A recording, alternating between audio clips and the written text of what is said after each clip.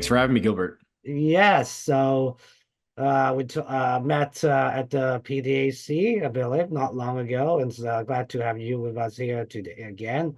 I read a bit about your bio there, and I'm so curious. You said you sold your family house in 2013. Yeah. What a crazy guy. It's like you put in the some of the equity into investment into resource stocks. Wow. Right. What's I was curious, like what stocks do you buy? I'm very curious on that one. Yeah, you know what, Gilbert, looking back on it, I'm a lot more educated now on this sector. And so ignorance is truly bliss. I didn't know how much risk I was actually taking at the time. And even though you have to be bold to kind of do that. I had no idea about how much risk I was taking, but it worked out for me. What did I buy? So back in 2013, I deployed two-thirds of the money from 2013 to 2015. And so I bought Gold Standard Ventures, Ivanhoe. I bought Ivanhoe for, I think, 80 cents, 85 cents. Like I don't own it anymore, but that was a 10 bagger for me. Reservoir Minerals. I don't know if you recall the Reservoir Minerals, huge discovery in Serbia, and that's a part of Zinjan, I believe now. And Indeed. those were some of my big winners and really brought my portfolio up and allowed me to become an investor full time. And that's how I got here today. Yeah, interesting. And remember we talked a lot long ago in PDAC, and there we were in a very interesting scenario. Even though it's not long ago, seems to have changed because during our discussion we talk about the gold and other commodities, gold especially, doing quite well. The price has gone up, but the gold stocks, the junior stocks has not. But seems like it's started to respond since then for the last few weeks, this last month or so. What's your take on that? Well, I think it depends how your portfolio is constructed because I've made a bunch of money over the last 3 or 4 weeks on very specific names, and those have been upwards 100% return. So I think it probably depends what companies you were invested in, but you're right. On a whole, the sector still or the equities remain lagging behind the metal prices. And I think that has to do with the environment. I think there's so much risk out there, and it's sort of palatable for a lot of investors. And I think the other thing is, people look back the last 3, 4 months and they remember those lows, those lows that we hit in November and December, and they think, oh, this isn't real. And I think, it takes a little bit of time. It takes some people making money around you. And I think you'll see money come back into the equities. It'll probably, like I was saying, it's probably going to be certain names to begin with, sort of that cream that rises to the top first.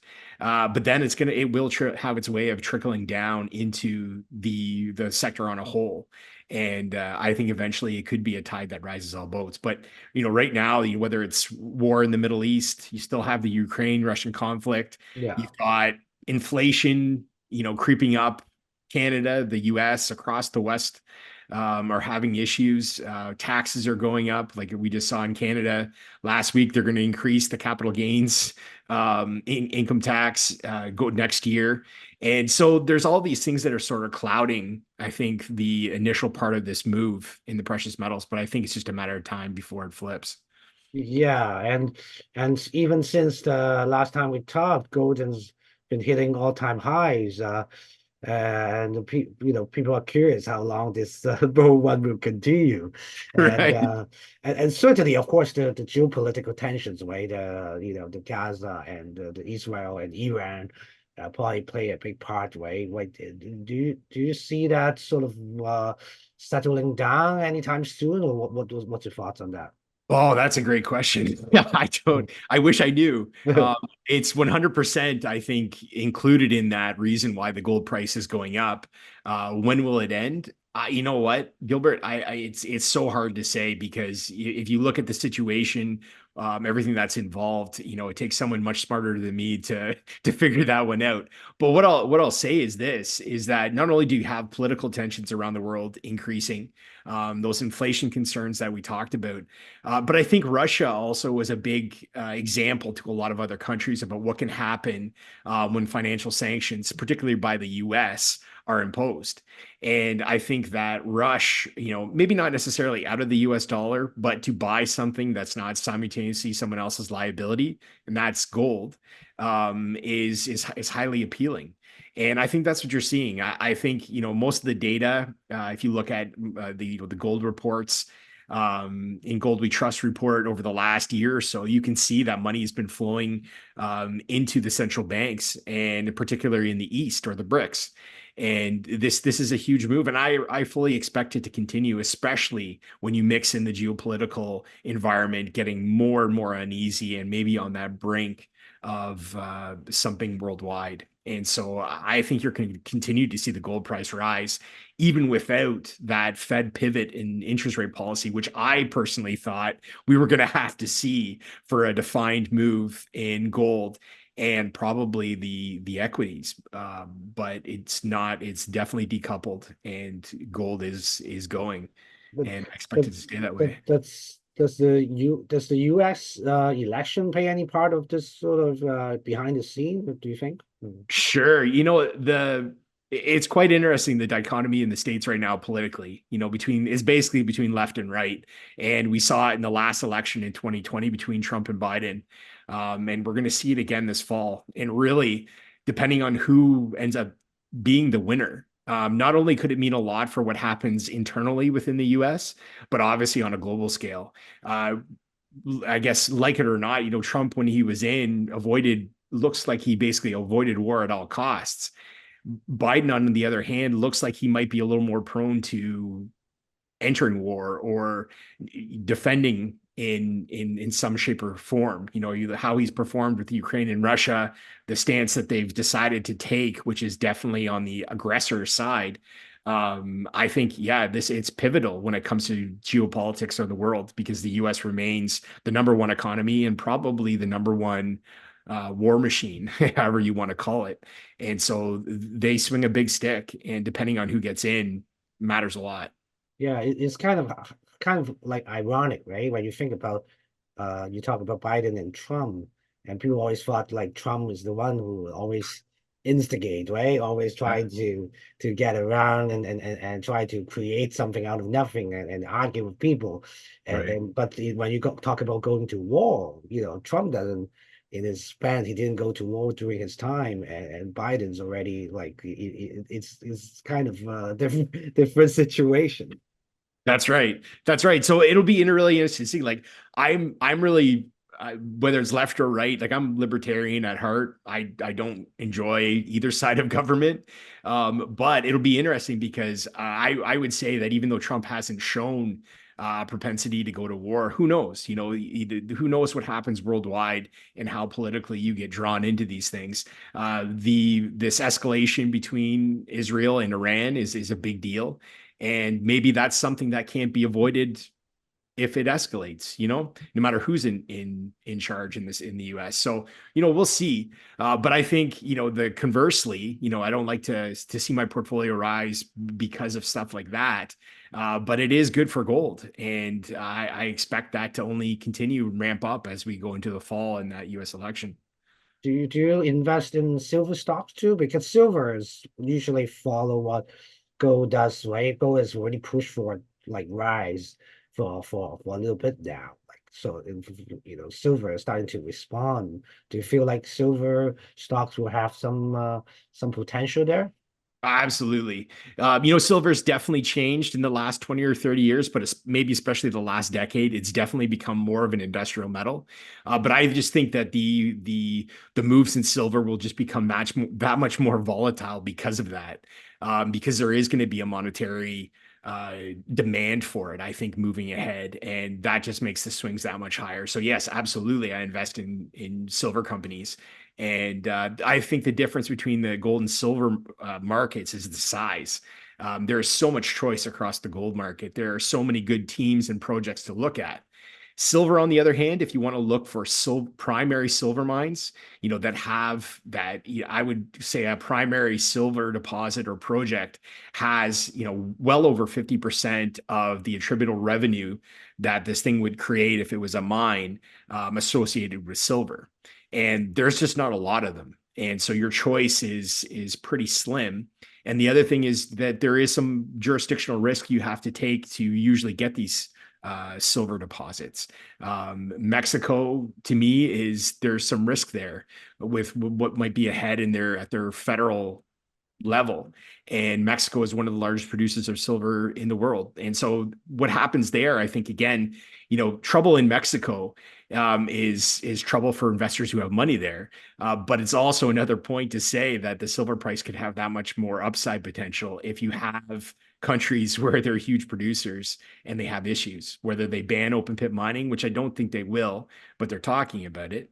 These are other points that can add uplift to the silver price. For me, like I said, I think this is slim pickings, and so I'm very picky about which silver companies I do invest in. And the one I'm currently invested in, it's a big part of my portfolio, but they also have a gold side to the story, which to me is pretty big. Great. Do you also follow copper as well? Because copper is more people think about like a leading indicator of economy. So last year, people expect China after we opens it's going to go gangbusters, right? But it didn't happen. So gold copper has been underperforming last year, but this year has been a different story at all. I've two minds on the copper market. I'm bullish and bearish. On the one hand, let's talk about the bear side. I think that like you said, the copper market is pretty suggestive of how things are going in the economy. I think that there is the risk of recession and a pretty big one after the loose monetary policy we've had, well over a decade of 0% interest rates and a flood of money that has entered, especially in the West, and China too. I think that you pay a price on that's sort of loose policy at some point, and it's probably going to come in the form of a heavy recession. Whether it comes this year or next year, I would say that could have a major effect, not only just on copper, but probably the whole market across the board. It's just how they deal with that recession that will be the interesting point. Will they continue to spend? Will interest rates lower? I think undoubtedly that the politicians are going to follow what they did in the past. Voters do not like to lose their jobs, for life to cost more than they think it should. And so I fully expect if we get into some tribulation that whoever's in office, whether it's Trump, Biden, specifically talking about the US, that they're gonna expand the monetary policy, and they're going to drop interest rates. They're going to flood money into the system, and that will be good for copper, but it might take a hit off the side. On the bullish side, maybe the recession doesn't even happen. But if you look at net zero carbon emissions, this goal we have leading up to 2050, most analysts, myself included, you probably need about a doubling of the copper supply to meet net zero carbon emissions goals. That's, for one, I think is sort of insane. I don't think that's attainable. But if you think about doubling the copper supply, that means that anything that is on that sort of either producing or on the periphery of producing is going to have a ton of value to it, because it's going to have to be fast forwarded into production for us to meet these goals. And I think any way you slice it, whether those goals are attainable or not, it's very bullish for the copper market. It's very bullish for any of those sort of energy or battery type metals. And so from that point of view, I'm very bullish. The only thing that could interrupt it, of course, is probably a recession. Okay, interesting. So let's just talk more on the micro point of view on your investment strategy in terms of the resource companies. So when you look into the mining companies in the junior side, especially too, right? What would you really focus on? Is it like management or the project itself? Like tell us more, like how you sort of Sure. filter that out. Well, it's a blend of things. It's never just one thing, but management is obviously probably that overriding factor that impacts everything. And in my experience, you can invest in mediocre management teams, and usually the result you get is mediocrity. And if you're okay with that, then so be it. But when you invest in really good people, typically the returns are really good. And the biggest thing is that they protect your downside in a lot of ways.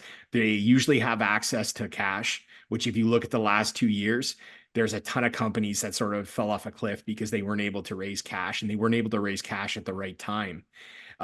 Second, these good people pick good projects. If you invest in good geos, good engineers, good capital markets guys, they know how to pick the right projects that have the highest potential, that are big, that are going to attract money from either the seniors, or they're those huge M&A targets that are at the top of the seniors list when we get into markets like this. And that's what I think you want to look for, is these good management teams. And if you're new to the sector, you want to pay even more attention to past performance. You want to look for these guys that have done it multiple times. They've sold companies and they're trying to do it again.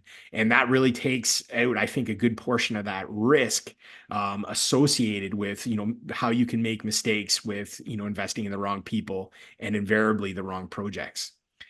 In projects, it really depends on what you're looking for. There's a spectrum of risk. On the one end, on the high risk end, you have the exploration companies, which take a high geological acumen to not only for management teams, but also on the investor side. For you to look at an exploration company, you need to understand the geology, you need to understand the targets and what the potential is. In the middle is your developers. Your developers have usually a 43-101 resource on any type of metal deposit, and they're working towards bringing this thing to production or along that economic study train, PEA to PFS to FS, and then finally construction, and then of course production. And then at the very low end, you've got the royalty companies and the producers. And of course, to me, that's more balance sheet. So when you look at these projects, for me, my sweet spot is the developers. And that's mostly what I look at, as companies with existing resources that I can go in, I can do my own economic study on it. I can compare the price to value. So I put a price tag on it and I look at how the market is valuing it. And if I see a difference there, and it's a wide gap, I can see where I can make my money. And then I look for those catalysts that the companies are going to put out that are going to capture market attention and get that share price to rise. And a market like this, especially, we're talking about gold and silver, I think it's primed for those sort of developers that have an existing deposit that investors can see, but they're working towards either expanding it or moving it towards production. So that's what I'm looking for, is the quality management and then good projects that go along with it. How about further to that? How about the jurisdiction? Do you have any like countries or places or states that you will like completely avoid, or you don't even like, even though they may have a really good project, they say, okay, you're in there, you may not want to invest. Would that be true? Sure, it is true. There is some places that I don't necessarily know anything about.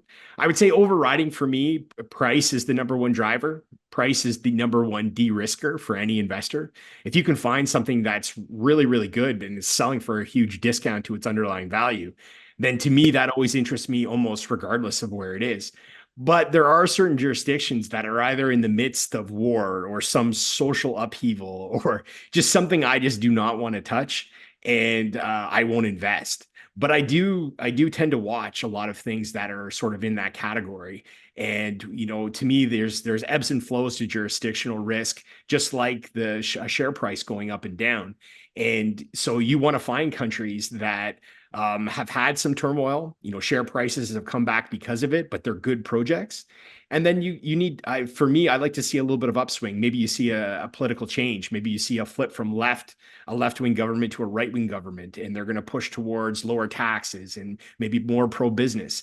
And maybe that's the time that you go in and say, okay, I'm going to buy this company and hopefully hit that upswing in recognition from the market. So the bottom line for me, price is the number one driver, but there are some jurisdictions that I just won't touch and usually don't like to invest in. Yeah, because it's becoming one of the factors, more so now compared to years before. The countries are starting to, and then you have local communities that you have to worry about. And so it sort of become long things that investors should keep track of too. Another question I want to ask you, during the whole process where all these time that you're investing, do you have anybody that you look up to, like a mentor, or just anybody that you, or someone famous that you really like, listen to what he said that you just follow? Any particular person? Oh, of course. There's been a number of mentors across my life, predating my investor days, and then especially during me being an investor full time. Guys like Rick Rule have made a huge impact on the way that I participate in the market and continue to be a mentor. You know, again at arm's length. Like I know Rick, but it's not like I talk to him every day. But I listen to his interviews. I listen to the way he speaks, and it has a huge impact on me. Another person and who has actually become a friend and I talk to regularly, Giant Bandari. I respect a huge amount, and he's been a huge influence on my life from an investing perspective and personally. And so those are two guys that I think that anybody else in the sector that's looking to become a better investor, those are two guys you should add to your list to listen to, because they've had such a big part of the success I've had as an investor, and I know they will, moving forward. Great. And a couple of things I want to know too, ask you. Like I started to figure out, because obviously I'm also in the market for a little while, and figure out important factor is timing. So do you look at the cycle and say, hey, this just like what you said earlier in the PDAC, and say, okay, the timing wise, because the price is pretty strong, the stocks is pretty undervalued, it's getting to the point that timing is important, because like investors invested like 2 years ago, they probably been down for 2 years. But if investors invested like earlier this year, that the portfolio may gone up quite a bit. So do you also look time to try to time the cycle as well along with these resource market? Absolutely. And honestly, Gilbert, that's probably where I've made a few mistakes over the last few years is my timing on certain companies or investments that I've ever either held on to or bought. And it's usually too early that I've bought them. And so that more and more, that is something that I try to get better at is, the Lassonde curve is very real. And it's something that, all investors, I think, should take a look at and try to understand and try to, if they're going to invest in a company, try to figure out where that company lies on that curve. Because there are certain periods where investors on a whole or the market just isn't interested in that company, almost regardless of what they do. And so you need to make sure that you're getting these companies when the market's on that upswing, when they're most interested, and when that value creation is that the most accretive, meaning the market's going to recognize it. And that takes some practice. And unfortunately, I think you have to make some mistakes. But just like anything, those mistakes are good mistakes. You just don't want those mistakes to blow you out. And that comes to a portfolio allocation. Like you don't want one position to make or break you. And that's how you can kind of learn from these mistakes and then get timing well understood. So, with these developers, I'll use that as an example. You want to find companies, okay, they have a resource outlined, but you also want to look for, I think, some developers that have some exploration upside, something else to interest the market, instead of them just doing, infill drilling, that infill is basically already known. It's not that exciting, and that are just going to do technical reports, PEA to a PFS. The market looks at it and said, oh, we already understand it. There's nothing that's going to be value add. So we'll just wait till you get to the feasibility study and then we might invest.